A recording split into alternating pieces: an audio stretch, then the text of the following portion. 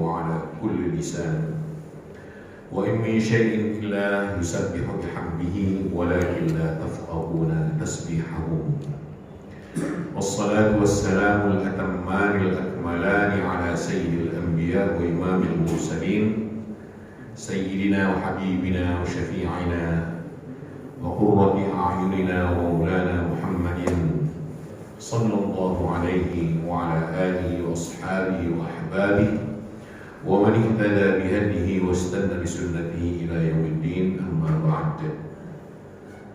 Bapak, Ibu, hadirin, hadirat, saudara-saudaraku sekalian, sidang jemaah subuh Masjid Al-Muhajirin Cibubur Country yang dirahmati, dimuliakan oleh Allah Subhanahu wa taala.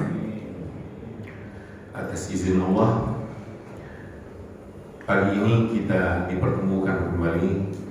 Mudah-mudahan semua dalam keadaan sehat walafiat, juga keluarga kita semua dalam keadaan sehat walafiat, untuk kita kaji lebih jauh lagi tentang tema zuhud.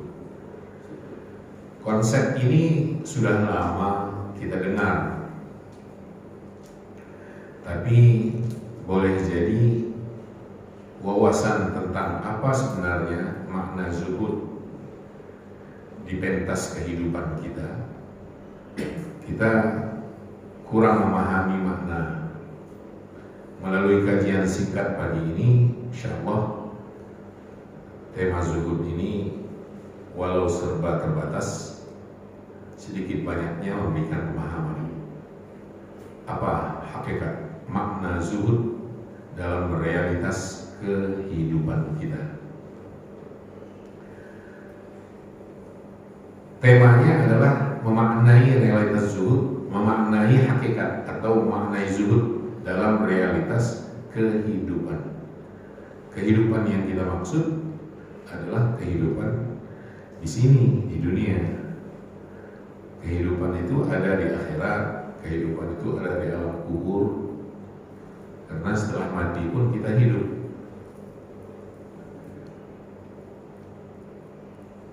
Kita pahami dulu apa itu dunia.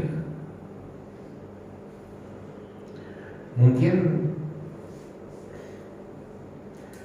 walaupun kita belum pernah ke akhirat, belum pernah kan? Ada yang pernah coba gitu ke akhirat? Belum.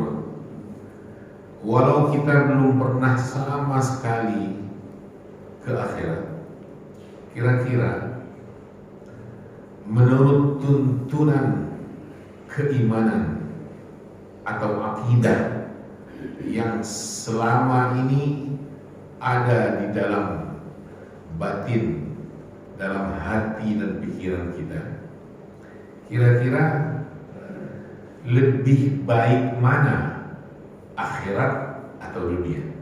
Jawabannya akhirat. Oke. Makanya tadi kita bilang, menurut tuntunan keimanan kita, akidah yang sampai pada kita, walau kita belum pernah menuju akhirat, kan belum pernah berangkat ke sana, tapi tuntunan iman atau keyakinan kita mengantarkan kita untuk punya pendapat bahwa akhirat itu lebih baik daripada dunia. Ini harus mantap yakinnya. Kalau masih muncul perasaan di hatinya, saya ragu kalau akhirat itu lebih baik, kayaknya belum tentu juga. Kalau ada secuil rasa ragu semacam itu, imannya harus dikoreksi. Harus dikoreksi ulang. Gak boleh kita ragu. Wahyu Al-Quranul Karim dan Sunnah Rasulullah tentang ini jelas menyebutkannya, bahwa akhirat itu lebih baik. Walal akhiratu khairul laka. Coba itu aja, surah Duha ya. Walal akhiratu khairul laka minal ula. Sungguh akhirat itu, lam pertama itu lam untuk takkid, menyatakan kesungguhan. Sungguh akhirat itu untukmu ya Muhammad dan semua umatmu.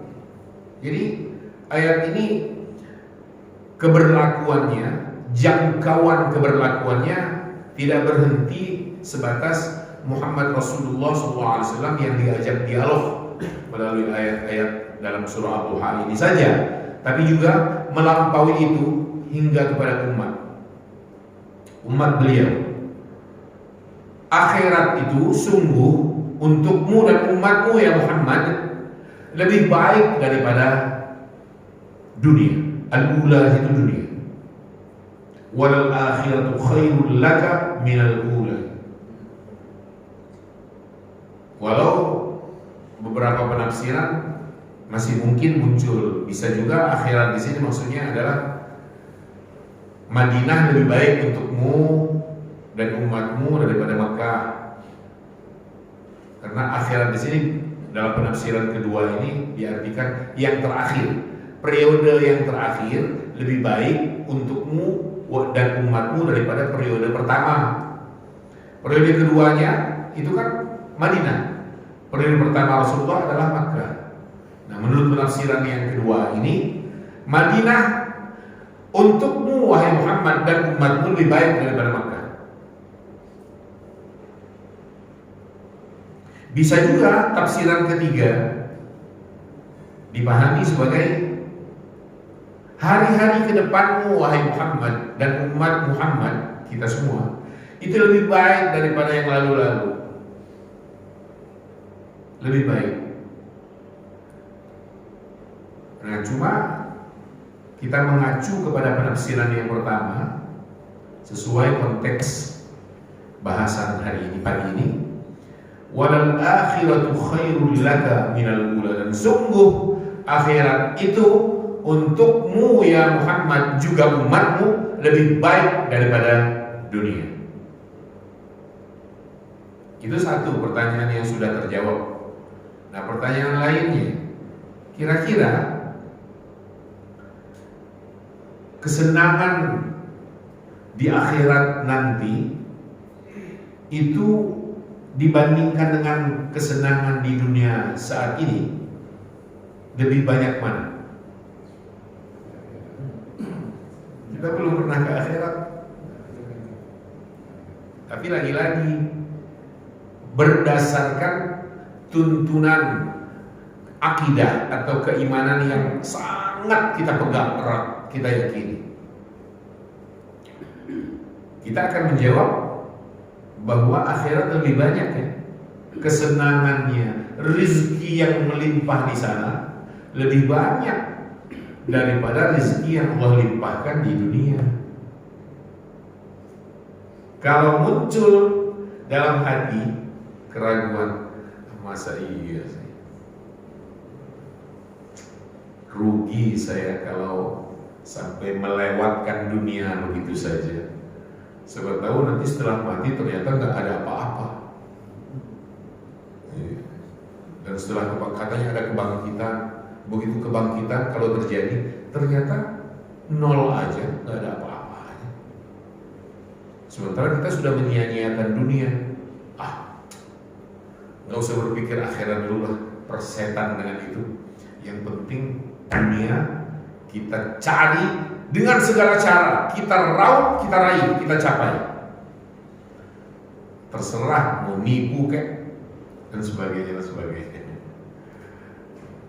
Jika masih muncul rasa semacam itu, imannya masih harus ditinjau ulang.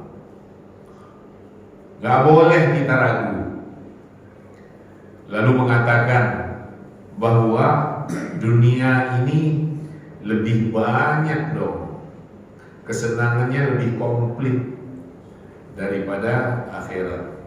Nggak boleh ada itu. Akhirat lebih banyak, lebih banyak. Dasarnya firman Allah, yang berbunyi, Qul mata'ud dunya qalil. Katakanlah, wahai Muhammad, kesenangan dunia itu sedikit. Wal akhiratu khairul liman ittaqa. Sedang akhirat itu lebih baik bagi orang yang bertakwa. Kembali lagi, kalau kita berpikir bahwa dunia lebih baik daripada akhirat, berarti kita keluar dari golongan yang bertakwa. Dan di pangkal ayat tadi, Qul mata'ud dunya qalil. Katakan Muhammad, kesenangan, kenikmatan dunia itu sedikit, tidak banyak.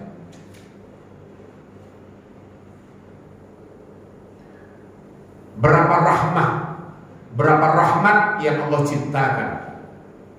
Ada yang ingat? Pernah kita sampaikan di sini ketika kita membahas Al-Fatihah. Bismillahirrahmanirrahim. Di situ ada bahasan tentang rahmat. Sifat Allah kan Rahman Rahim. Tentu ada rahmat di situ. Berapa Allah ciptakan rahmat? Ada yang ingat? Allah menciptakan rahmat sejumlah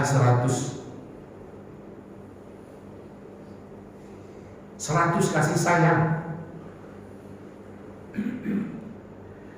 1 dari 100 berarti 1/100 itu Allah turunkan ke dunia ini, ke muka bumi, ke dunia, dengan bermodalkan 1 rahmat. 1/100 rahmat berarti yang Allah taburkan dalam kehidupan di dunia ini. Dengan bermodalkan 1 itu, seorang ibu begitu sayang kepada anaknya. Kan rahmat kasih sayang. Seorang anak sangat sayang kepada kedua orang tuanya. Seorang ayah begitu menyayangi dan mencintai anak-anaknya. Suami menyayangi istrinya dan sebaliknya. Yang mungkin masih belum tentu kasih sayangnya tercurah itu pemimpin terhadap yang dipimpinnya. Itu yang belum tentu. Ngibul aja kerjaan. Kita akan begini, kita akan begini. Begitu jadi pemimpin dicuekin, nggak disayang. Rakyat yang dipimpinnya tidak disayang. Lebih berorientasi kepada orang-orang lain, atau fokus kepada masa yang mendukungnya dan keluarganya.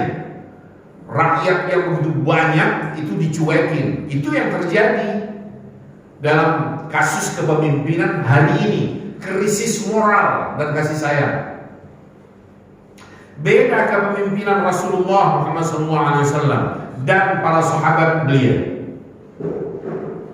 Sayang kepada rakyat yang dipimpinnya, sangat sayang.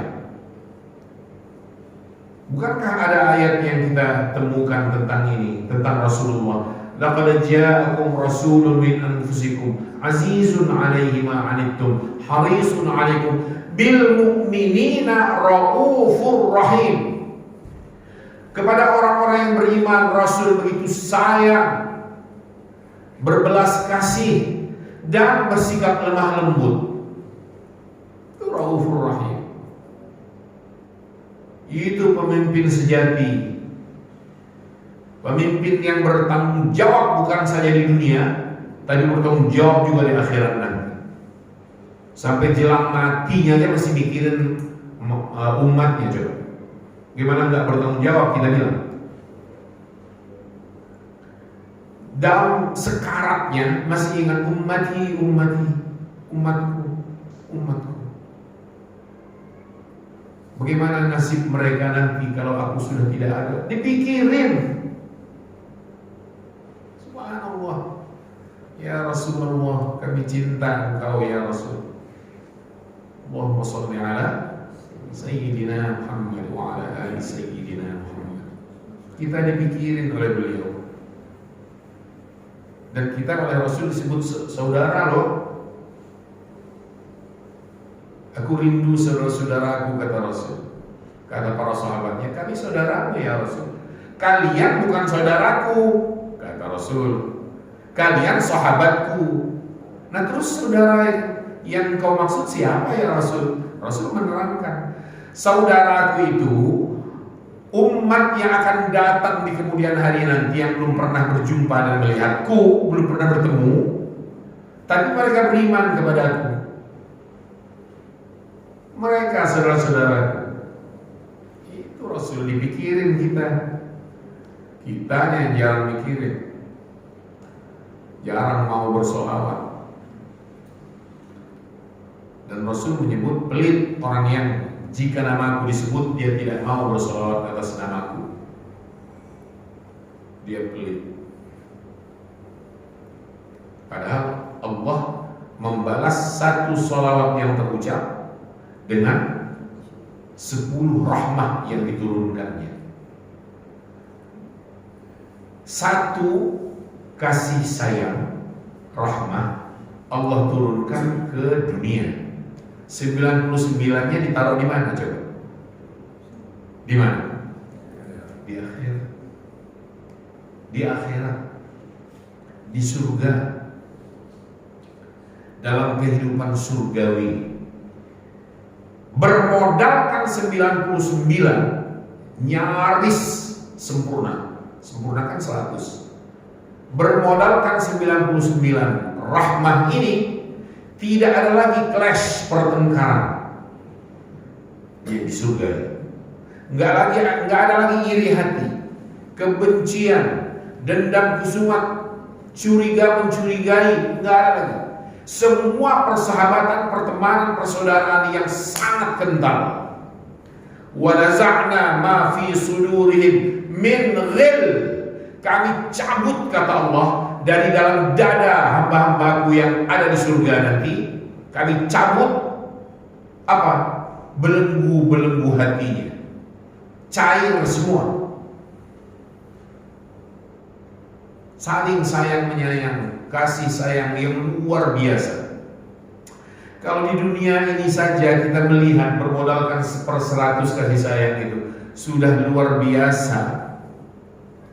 Gimana dengan 99? Dan lalu bagaimana mungkin kita akan berkata bahwa dunia lebih baik?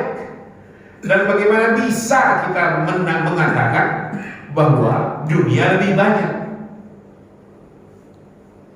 Sudah pasti berdasarkan akidah yang tidak kenal kompromi, keyakinan kita menuntun kita bahwa akhirat lebih baik daripada dunia, bahwa akhirat lebih melimpah karunia Allah di dalamnya daripada dunia. Satu poin lagi, dan ini pasti terjawab. Kira-kira kekal mana, akhirat atau dunia? Nah, ini pasti terjawab kali ini. Akhirat itu selamanya, dunia ini tidak selamanya. Percaya, bukti-bukti yang tak terbantah sudah di tangan kita masing-masing bahwa dunia tidak kekal. Masih bisa membantah bahwa dunia ini tidak kekal? Nggak bisa membantah. Apa? Orang-orang hebat yang dulu-dulu udah pada mati. Di mana letak kekekalan dunia? Presiden pertama mati. Presiden kedua mati. 32 tahun berkuasa di negeri ini, yang konon disebut-sebut negeri Konoha.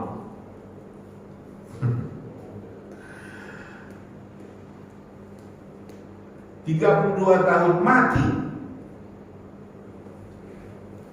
Presiden ketiganya mati. presiden keempat masih bentar lagi.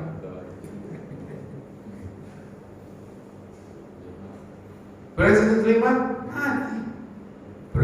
Presiden keenam masih. Presiden ketujuh hampir. Nggak ada yang kekal. Wapresnya juga sama. Kenapa sih harus perbincangan pres? Mereka nomor 1 dan nomor 2 itu loh. Untuk memangkas anggapan bahwa kalau nomor 1 nomor 2 itu nggak mati-mati gitu. Sehingga hampir menapaki posisi kekekalan. Nggak ada, semua pulang. Wapres pertama pulang, wapres kedua pulang, sudah pulang. Nggak ada yang tidak pulang semuanya. Hamku Buwono 9 pulang, Hamzah Has pulang semua. Wapres terakhir tar lagi akan pulang semua. Saya, kita, saudara-saudara kita, keluarga, semuanya bakal pulang. Soal waktu aja. Soal waktu. Karena dunia ini tidak didesain oleh Allah untuk sebuah kekekalan. Nggak ada. Harta dunia kekal apa tidak? Nggak kekal. Luka hati orang bilang begitu. Nggak kekal. Nggak kekal. Sangat sedikit dan sementara. Sudahlah dia sedikit sementara pulang gitu loh. Tapi justru hal-hal begini ini luput dari kesadaran sehingga akhirnya segala cara ditempuh untuk meraup dunia yang sesaat itu dan yang sesedikit itu, yang sementara itu. Inilah yang disebut dengan mabuk dunia, orientasinya dunia. Padahal dia sedikit, dia sementara, dia kalau kita lihat aspek dunia, cacatnya lebih banyak. Dunia menipu, penuh dengan tipu daya. Mata'ul ghurur, kesenangan penuh tipu daya di dunia. Maka Allah dalam beberapa maksudnya ayat Al-Quran wanti-wanti mengingatkan kita makhluknya, hamba-hambanya, agar hati-hati dengan dunia dan jangan tertipu dengan dunia. Ya ayyuhalladzina amanu, kalimatnya ya ayyuhan nas. Ya ayyuhan nas, wahai sekalian manusia. Inna wa'adallahi haq, janji Allah itu hak, benar. Fala taghurrannakumul hayatud dunya, maka jangan sekali-kali kalian tertipu oleh kehidupan dunia ini.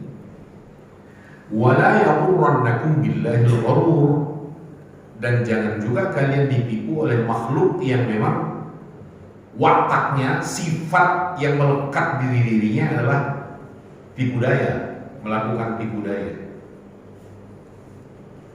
Maka ini ayat yang kelima dari surah Fatir, surah ke-35. Ayat yang kelima bunyinya ini, ya ayuhan nas inna wa'adallahi haqqun fala taghurrannakumul hayatud dunya wa la yaghurrannakum billahil gharur. Berdasarkan ayat ini hanya ada dua penipu hebat di dalam kehidupan ini. Yang pertama dunia ini sendiri, yang kedua iblis dan antek-anteknya, baik dari kalangan manusia yang bersifat syaitani maupun sosok jin yang memang berperilaku setan. Dua penipu besar. Dan kalau kita tarik segala keonaran yang terjadi di muka bumi ini sampai sekarang ini dan seterusnya, pasti pemicunya dua ini. Nggak ada lagi. Korupsi pasti karena dunia dan setan. Perceraian pasti karena dunia dan setan. Permusuhan pasti karena dunia dan setan. Peperangan pasti dunia dan setan. Israel menghabisi Gaza, menghabisi Palestina karena setan, karena dunia. Iran sekarang sedang habis-habisan juga dengan Israel, dunia dan setan. Ada pembelaan-pembelaan agama yang kosong aja. Dua-duanya sama-sama bejat ya. Iran juga bejat. Ini yang wa ashghil zalimin bil zalimin. Ini terjadi nih. Ya Allah, sibukkan orang-orang yang berdosa itu dengan orang-orang yang berdosa juga. Bikin sibuk mereka, buat berantem antar mereka. Supaya orang-orang yang tertindas itu selamat. Biarkan antar mereka saja. Pemicunya dunia dan iblis, laknatullah alaih. Itu. Bapak Ibu sekalian, karena itu menjadi penting zuhud dalam kehidupan ini supaya hidup kita bersih dan lurus. Apa itu zuhud? Zuhud itu yang pertama maknanya ya, kan memaknai zuhud. Khuluqul qalbi minat ta'alluq bid dunya wa zinatiha. Itu artinya mengosongkan hati dari ketergantungan dengan dunia dan kemilaunya. Ini makna zuhud pertama. Mengosongkan hati kita dari ketergantungan dengan dunia dan seluruh hiasannya, kemilaunya. Jangan tergantung kepada dunia. Karena dunia ini bukan tujuan. Dunia ini seperti tadi kita jelaskan di awal, sementara dan sedikit. Maka jangan tertipu. Orang yang tertipu dengan dunia itu karena hatinya tidak kosong dari ketergantungan. Dia masih menggantungkan pengharapannya terhadap dunia. Orang semacam itu jauh dari zuhud. Tidak zuhud namanya. Suatu siang hari, belum masuk zuhur tapi jelang zuhur lah, Umar ibn Khattab masuk ke kediaman Rasulullah SAW. Rasul sedang istirahat. Kan ada tidur siang beberapa menit saja. Rasul tidur siang itu, melepas baju beliau. Ketika Umar masuk, Rasul bangun dan Umar sedih melihat keadaan Rasul. Pada punggungnya itu membekas alas tidurnya yang terbuat dari anyaman-anyaman ranting atau pelepah kurma, dedaunannya, membekas pada punggung Rasulullah SAW. Apa kata Umar? Kisra, kekaisaran di sana-sana, raja-raja, sultan-sultan sebelah sana ya Rasul, mereka hidup mewah, punya istana, tempat tidurnya juga sangat menyenangkan. Kenapa engkau begini ya Rasul? Bagaimana kalau kita perbaiki keadaan? Apa jawab Rasulullah? Mali walid dunia. Apalah aku dengan dunia ini, Umar? Ma ana fiha illa karakibin qala tahta asy-syajarati thumma qama wa tarakaha. Apalah aku dengan dunia ini, wahai Umar? Aku di dunia ini ibarat orang yang sedang berkendara dalam perjalanan, berarti istirahat sejenak di bawah sebuah pohon untuk melepas penatnya perjalanan, capeknya perjalanan. Lalu setelah istirahat akan bangkit dan meninggalkan tempat, meneruskan perjalanan berikutnya. Keberadaanku di bawah pohon itu, itulah dunia, wahai Umar. Gak lama. Ini zuhud. Ini zuhud yang diajarkan Rasul. Tidak silau dengan dunia dan tidak ada ketergantungan hati terhadap dunia. Nah, terus pertanyaannya, kalau begitu apakah dunia harus kita tinggalkan? Bukan itu. Bagaimana bisa kita meninggalkan dunia sementara kita masih ada di dunia? Bagaimana bisa kita menjauhi dunia sementara kita masih membutuhkan kehidupan dunia?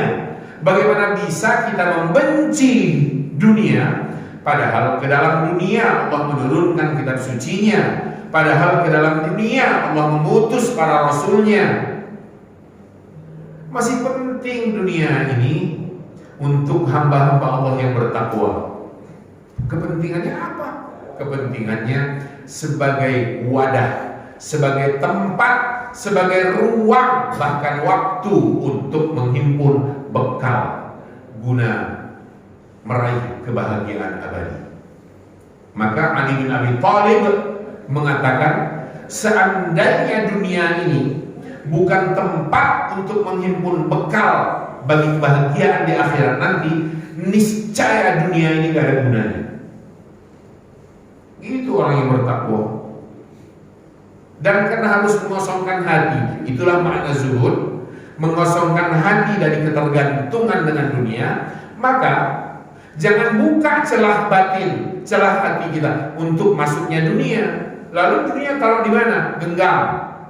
Dalam genggaman, sebagai tanda simbol bahwa kita menguasai dunia, kita tidak dikendalikan oleh dunia, dan kita tidak ditipu oleh dunia. Justru kita menguasainya. Tapi kalau menyelinap masuk ke dalam batin kita, wah udah itu alamat sudah. Tanda-tanda kegalauan, tanda-tanda kesedihan, tanda-tanda nggak punya harapan hidup, lemah berpikir. Kalau hati sudah dimasuki oleh dunia, susah tidur, stres, bangun dari tidur yang terpikir pekerjaan, dunia. Bukan memikirkan bagaimana komunikasi dengan Allah melalui ibadahnya, melalui sholat subuhnya. Belum berangkat, belum bangun, artinya belum beranjak meninggalkan rumah. Yang terpikir sudah pekerjaan ini, pekerjaan. Ya Allah, kapan Anda bahagia, wahai hamba Allah? Kalau harus mengisi hati dengan dunia, kalau pikiran harus disibukkan oleh dunia, jangan jadikan dunia ini masuk ke dalam hati. Hati orang bertakwa itu istana bagi Allah, bukan istana bagi dunia. Maka di dunia sekarang sudah banyak sekali orang stres, orang gila, orang mabuk, orang penipu, begal, pakai safari tapi begal. Dikira begal itu yang mengayunkan celurit begitu aja, naik motor. Enggak, pakai safari, mobil mewah, tasnya mengkilat, pulpennya 4 kosong semua. Tapi begal, ratusan miliar dihabisi dan masih kurang. Aduh. Sementara rakyat masyarakat menyusuri. Saking jauhnya dari kata zuhud. Dan kita nggak usah ikut-ikutan, jangan ada kata dendam. Kalau itu saya harus maling, nggak usah, jangan begitu bersikap. Ini makna zuhud. Yang pertama, mengosongkan hati dari ketergantungan dengan kemilau duniawi. Yang kedua, makna zuhud itu adalah membersihkan diri dan kehidupan dengan cara menjauhi semua yang diharamkan Allah dan yang nilainya atau secara hukumnya umur mustabihat, hal-hal yang syubhat sifatnya kita jauhkan untuk supaya diri kita dan kehidupan kita bersih. Jangan terlibat dalam hal-hal yang haram. Makanan asupan berarti, minuman asupan juga. Jangan ada yang haram atau syubhat, abu-abu. Haram itu ada dua dalam hukum agama. Ada haram karena zatnya, materinya, bendanya. Ada juga haram karena yang lainnya. Yang pertama haram li dzatihi, yang kedua haram li ghairi. Apa yang haram karena zatnya? Semua yang materi, benda apapun, makanan kayak yang langsung diharamkan. Narkoba haram, babi haram, anjing haram, khamar haram, bir haram, wine haram, brandy haram, whisky haram. Gitu. Ini kan jelas yang haram. Karena lebih banyak yang halal daripada yang haram. Maka seharusnya yang disertifikasi itu sertifikasi haram, jangan sertifikasi halal. Nyari duit aja. Karena halal banyak, akhirnya disertifikasi. Ngapain sertifikasi halal? Yang haram ini nggak boleh. Nah, kasih label haram. Gitu seharusnya. Jadi sertifikatnya nggak banyak. Karena jumlah yang diharamkan oleh agama ini nggak banyak. Yang banyak itu yang halal. Justru yang halal malah disertifikasi. Aneh itu. Nggak kemenaknya, nggak MUI-nya sama ngambil kebijakan seperti itu. Nggak pas.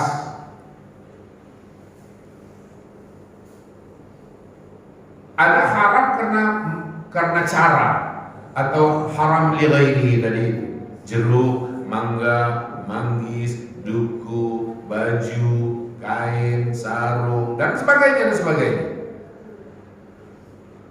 Itu kan halal barangnya. Tapi kalau nyolong, ada jeruk, kita curi, walau hanya satu, kita sembunyikan. Kita beli 1 kilo, tapi kemudian ketika lalai si penjual, kita ambil 1, kita kantongin atau kita masukkan ke dalam tas kita. Ketika kita sudah membayarnya, baru kita campur, kita satukan dengan yang kita beli. Yang satu ini tadi semula halal sebenarnya, karena memang barangnya halal, boleh dimakan, jeruk. Tapi karena caranya nggak beres, haram dia. Nah, hal-hal begini, Bapak Ibu Saudara sekalian, jauhi dari kehidupan. Gak usah menggenggam lah hal-hal yang diharamkan oleh agama. Apalagi untuk kita supply kepada keluarga, anak-anak kita, uang gak jelas dari sumber mana yang halal apa tidak kita peroleh, terus kita gunakan untuk menyekolahkan anak. Bagaimana nasib mereka? Ilmunya mana ada berkah? Karena jalan yang gak sehat secara hukum agama. Jauhkan, jangan sentuh yang haram dalam agama. Kalau kita masih bekerja, ini contoh aja, di bank konvensional, berpikirlah untuk melangkah resign, tapi enggak seketika, berjalannya waktu lah, setahun, 2 tahun, sambil membidik bagaimana melangkah agar menghindar dari situ. Bekerja umpamanya di pabrik minuman keras, sementara kita muslim, ya sementara belum peroleh pekerjaan yang lainnya, tekuni itu, tapi jangan fokus hanya di situ. Berpikir bagaimana caranya menyelamatkan diri agar bisa terbebas dari jerat penghasilan yang abu-abu atau bahkan nyata haram secara agama. Itu. Nah, itulah yang namanya zuhud, bersih kitanya. Nah, yang ketiga makna zuhud itu adalah membatasi diri walaupun itu halal menurut agama. Punya makanan di rumah enak-enak, halal, punya sendiri, uangnya halal juga, datang dari yang halal, caranya halal. Nah, tapi jangan mentang-mentang ini halal dan milik sendiri, terus main libas aja. Perut kapasitasnya 1 piring tiba-tiba karena enak dan seterusnya hilang kendali, mentang-mentang halal. Orang yang bersikap macam ini namanya tidak zuhud dalam kehidupan, sehingga makan melebihi yang seharusnya, minum melampaui yang seharusnya, akhirnya dia sakit. Al-Quran menuturkan, Allah berfirman, kulu washrabu, makan minum.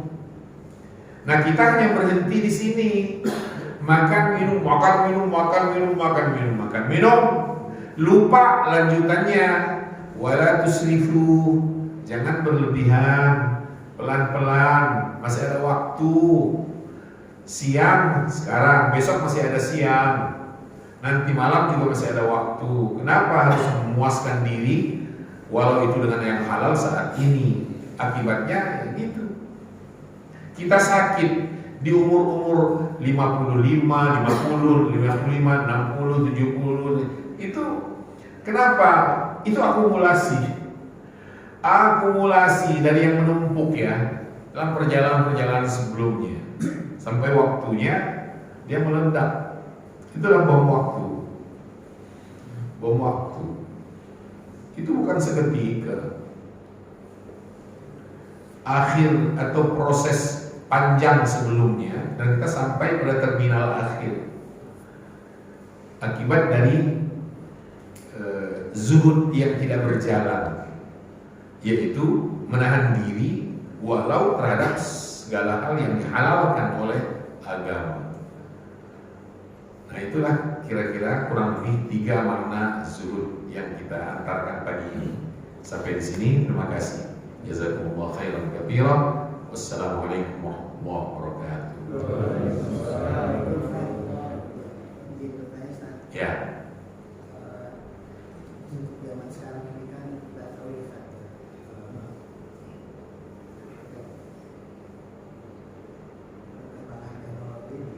cepat saja.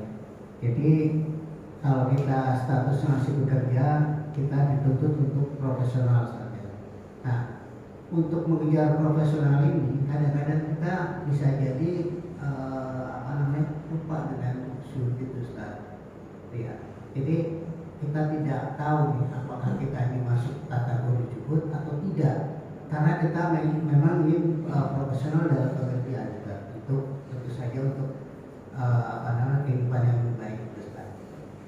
Nah, bagaimana caranya, Ustaz, ya, supaya dua-duanya bisa berjalan, Ustaz? Di satu sisi kita sebagai profesional yang bertanggung jawab terhadap pekerjaan kita, tapi di sisi lain juga kita menjalani zuhud seperti yang tadi Ustaz sampaikan. Terima kasih, Ustaz. Terima kasih. Saya melihat tidak ada pertentangan antara profesionalisme sama konsep zuhud. Bisa berjalan seiring. Kesan saya dari apa yang disampaikan, seakan profesionalisme itu ada benturan dengan konsep zuhud dalam kehidupan kita. Kalau betul-betul profesional, maka nggak ada istilah benturan dengan zuhud. Kira-kira itu. Jalani secara profesional. Kita hindar jika artinya tidak masuk ke dalam peta profesionalisme jika ini melanggar hukum agama. Masa untuk sebuah profesionalisme kita memperturutkan aturan nggak perlu sholat Jumat umpamanya? Ya nggak gitu lah. Kalau sholat Jumat dilarang berarti dan kita ngikut, namanya kita nggak profesional. Dan ruang kerja atau bidang kerja seperti itu menjauhi konsep profesionalisme yang perlu dikoreksi, duduk bersama direksi untuk memecahkan persoalan. Ada apa ini semua? Pegawai-pegawai di sini, pekerja-pekerja di sini kan kebanyakan muslim. Umpamanya ini contoh aja. Kenapa tidak diberi waktu untuk mereka menjalankan ibadahnya? Ketika ruang atau waktu untuk ibadah itu sangat diketatkan, dipersempit dan sebagainya, dengan alasan hanya membuang waktu menurut pihak yang tidak fair ini ya, membuang waktu aja terus menghilangkan produktivitas. Apa itu sholat segala macam, mengganggu kerja. Nah gini-gini namanya tidak profesional justru. Pada hemat saya. Ya. Tadi yang saya maksud, kadang-kadang kita berusaha profesional, tapi ada tuntutan yang kadang-kadang membelokkan kita untuk menjadi seorang yang untuk menjadi orang yang untuk menjadi berlaku zuhud juga. Misalnya begini, saya ambil contoh. Kalau misalnya kita profesional, tapi tuntutan dari pihak perusahaan itu membuat kita lebih banyak pekerjaan daripada akhiratnya itu, dunianya bisa.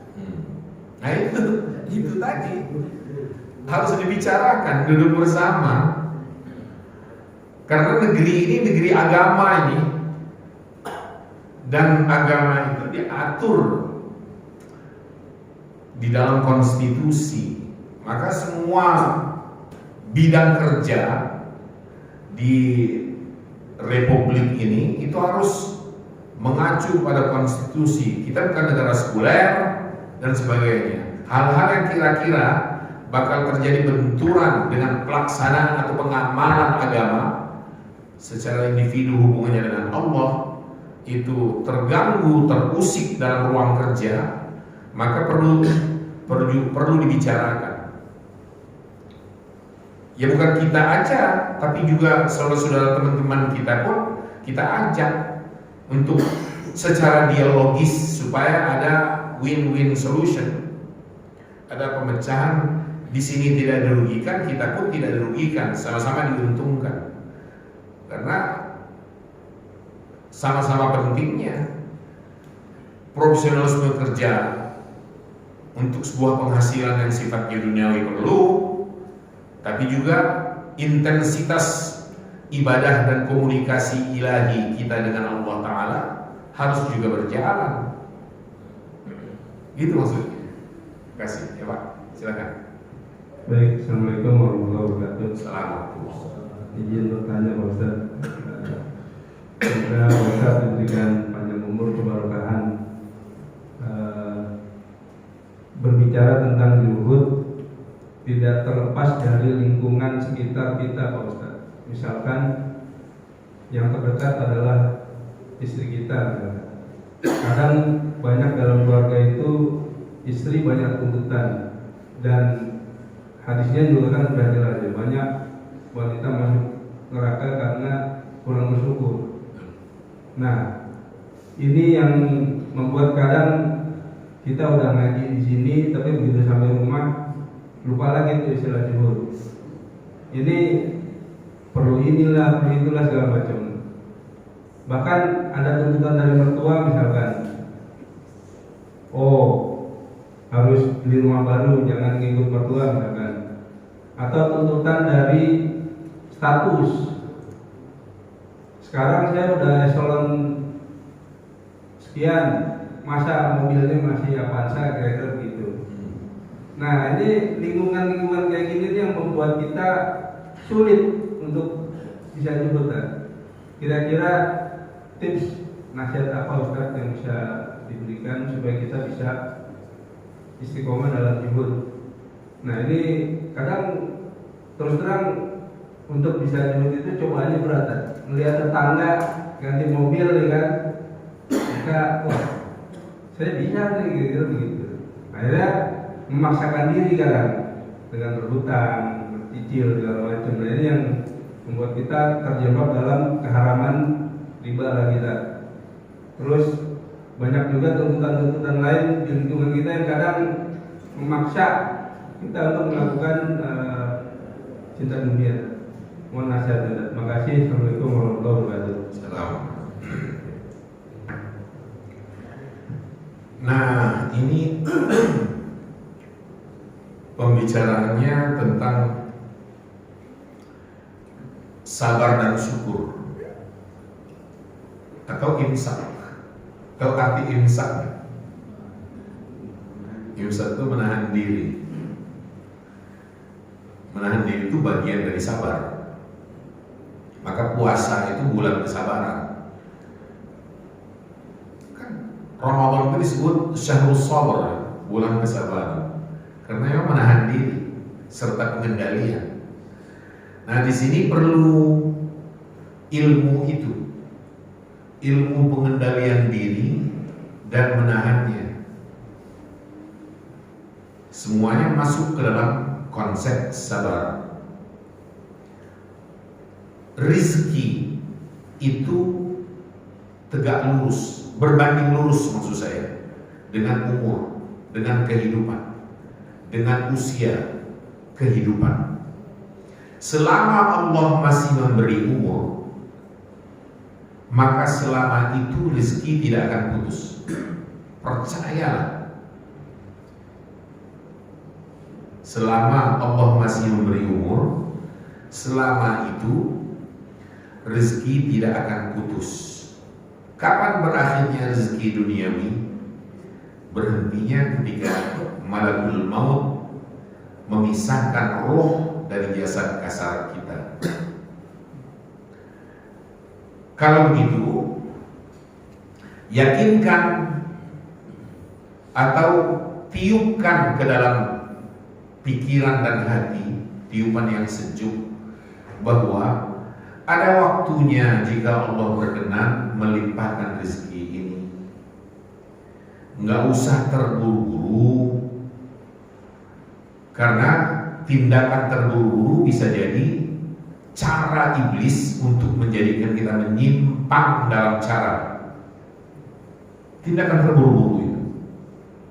Maka Rasulullah bersabda menekankan ini, wala yahmilannakum istibta'ur rizqi ala an taqtulubuhu, dengan cara yang tidak terhormat.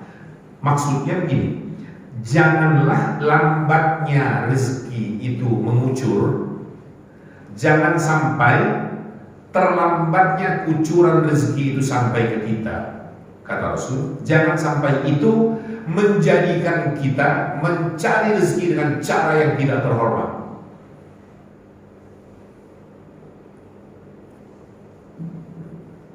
Tetap harus jaga diri dan jauhi yang sifatnya diharamkan oleh agama.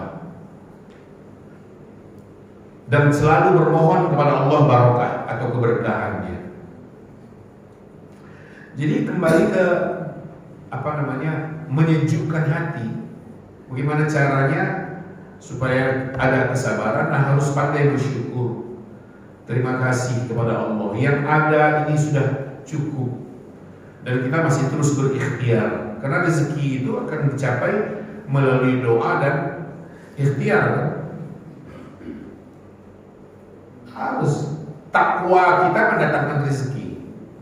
Tapi ikhtiar, langkah yang kita ambil itu juga menghadirkannya. Pernah mendengar Imam Syafi'i radhiyallahu anhu dengan gurunya Imam Malik. Kata Imam Malik, rezeki itu dapat kita capai dengan kita bertakwa kepada Allah Subhanahu wa taala. Dengan kedekatan diri kita kepada Allah itu menghadirkan rezekinya. Kata Syafi'i muridnya, menurut saya Tuan Guru, rezeki itu akan sampai kalau kita kerja. Harus gerak, ikhtiar. Ya udah masing-masing pendapat.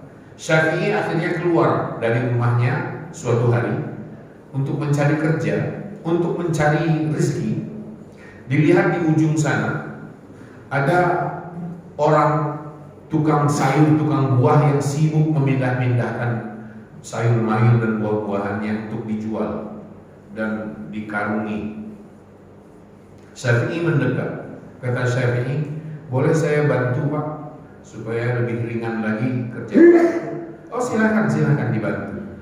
Cepat selesai akhirnya. Syafi'i diberi hadiah 1 kantong buah-buahan dan sayur mayur. Imam Syafi'i segera membawa oleh-oleh ini, langkahnya segera menuju kediaman tuan gurunya Imam Malik. Apa kata Syafi'i di hadapan tuan guru? Alhamdulillah tuan guru, ini bukti kalau kerja, kalau ikhtiar, rezeki ada. Dan ini buat tuan guru. Kata Imam Malik, saya bertakwa kepada Allah dan berdoa, dapat rezeki juga dari kamu. Karena kita bukan Syafi'i dan bukan Imam Malik, gabungkan dua-duanya. Berdoa dan berikhtiar juga, dua-duanya lah. Berdoa iya, berikhtiar iya. Dan tetap menanamkan syukur, rasa syukur kita kepada Allah, serta bersabar, pandai menahan diri, sehingga kehidupan ini tetap dalam bingkai zuhud, bersih. Anak-anak juga bersih. Bersih maksudnya perjalanan hidup mereka nggak direcokin oleh hal yang diharamkan agama. Kasihan mereka. Masa uang dari sumber yang nggak jelas begitu kita belikan pakaian buat anak-anak kita. Kita sekolahkan dia untuk biaya sekolahnya. Kita belikan beras lauk pauk untuk dia makan. Asupannya dari sumber mereka nggak tahu apa-apa. Tetapi karena bapaknya tahu bahwa ini nggak jelas nih rezeki ini, akhirnya anaknya terdampak, lenyap barokah dari dirinya karena ulah kita yang nggak pandai, nggak tahu mengaturnya. Itu.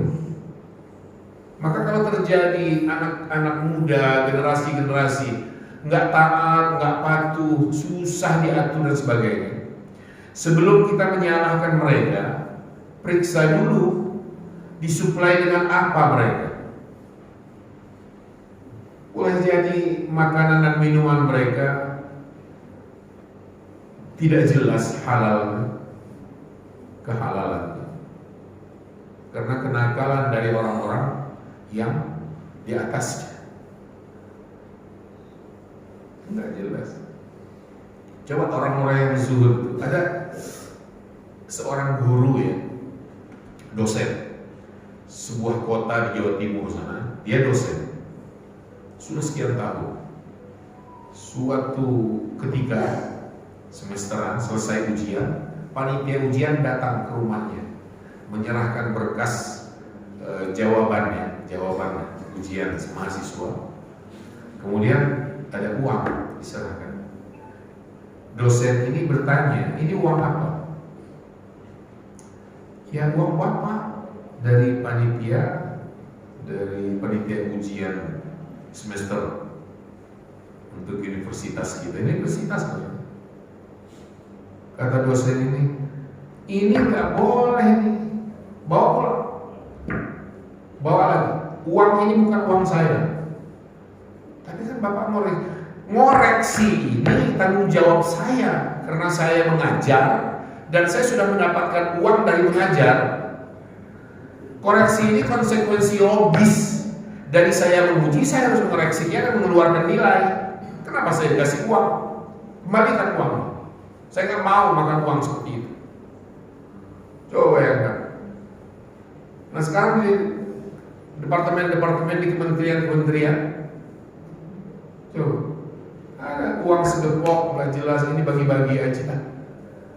Sumbernya nggak jelas. Ketika ditanya, udah terima aja bagaimana? Harus berpikir dengan logis dong. Iman dalam Islam juga harus berpikir dengan logis. Kita nggak bisa mengatakan, udah yakini saja, nggak bisa. Kenapa Allah harus dipertuhan? Kenapa harus esa? Kenapa nggak boleh dua Tuhan? Logika kita berjalan. Al-Quran mengajari itu. Lau kana fihi ma'aliyatun illallah lafasadata. Kalau di langit dan di bumi ini ada banyak Tuhan selain Allah, maka sudah lama dunia ini hancur. Langit dan bumi ini binasa. Kita aja berpikir namanya, kenapa Allah harus esa dan sebagainya. Ini juga sama. Semuanya harus logis. Jangan abu-abu begitu. Makanan dan minuman kita akan menjadi daging, darah, daging dan tulang dan kulit kita. Dan Rasul bersabda, "Ma nabata min aklilah bisuhtin fannawa ulad." Daging yang tumbuh dari hal yang diharamkan oleh agama, bara api atau neraka lebih baik bagi orang itu. Bapak Ibu sekalian, hingga di sini kita cukupkan ya. Sudah 7:30 ini. Waktu Indonesia Tengah. Hingga di sini, dan mohon maaf atas segala khilaf atau kalimat-kalimat yang kurang berkenan. Mudah-mudahan yang kita bahas ini bermanfaat untuk kita amalkan dalam kehidupan nyata, menjadi manusia yang zahid. Al-Quran salah satu ayat yang menyebut, karena nggak banyak ayat tentang zuhud itu, di antaranya adalah wa kanu fihi minaz zahidin dalam surah Yusuf. Wa syarauhu bi thamanin bakhsin darahi wa ma'dulah wa kanu fihi minaz zahidin. Wa qala alladhi ishtarahu misra min imra'atihi akrim mathwah asa an yanfa'ana aw nattakhidahu walada. Di rangkaian ayat-ayat itu ada kalimat wa kanu fihi minaz zahidin, dan mereka berlaku zuhud, artinya enggak meminta lebih, enggak mau mereka tipu-tipu dan sebagainya, karena mereka menerapkan konsep zuhud dalam kehidupannya. Baik, Bapak Ibu sekalian, terima kasih untuk semua. Semoga Allah karuniakan sehat walafiat. Allah selalu menjaga kita dan keluarga kita. Ala hadhihi al-Fatihah. A'udzu billahi minasyaitonir rajim. Bismillahirrahmanirrahim. Alhamdulillahirabbil alamin arrahmanir rahim maliki yaumiddin. Iyyaka na'budu wa iyyaka nasta'in ihdinas siratal mustaqim. Shiratal ladzina an'amta 'alaihim ghairil maghdubi 'alaihim waladdallin. Amin. A'udzu billahi minasyaitonir rajim. Bismillahirrahmanirrahim. Sallallahu 'ala Muhammad wa 'ala ali Muhammad. Walhamdulillahi rabbil alamin. Allahumma ij'al jam'ana hadha jam'an marhuma wa tafarraqana min ba'dihi tafarruqan ma'suma. Allahumma aktub as-salamata wal 'afiyah lana wa li 'abidika al-hujjaj wal 'uzat wal muqimin wal hadirin fi barrika wa bahrika wa jawwika min ummati Muhammadin sallallahu alaihi wasallam. Allahumma ahsin 'aqibatana fil umuri kulliha wa ajirna min khizyi dunya wa 'adzabil akhirah.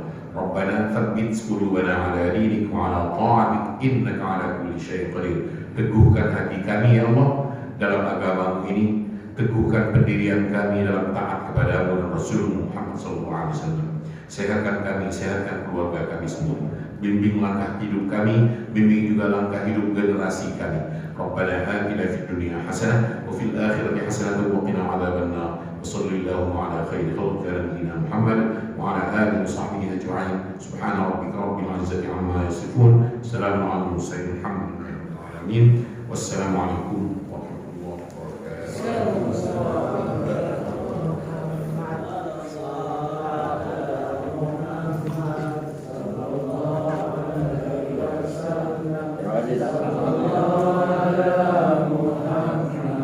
Sallallahu alaihi wasallam, sallallahu ala Muhammad, sallallahu alaihi wasallam, sallallahu ala Muhammad, sallallahu alaihi wasallam, sallallahu ala Muhammad.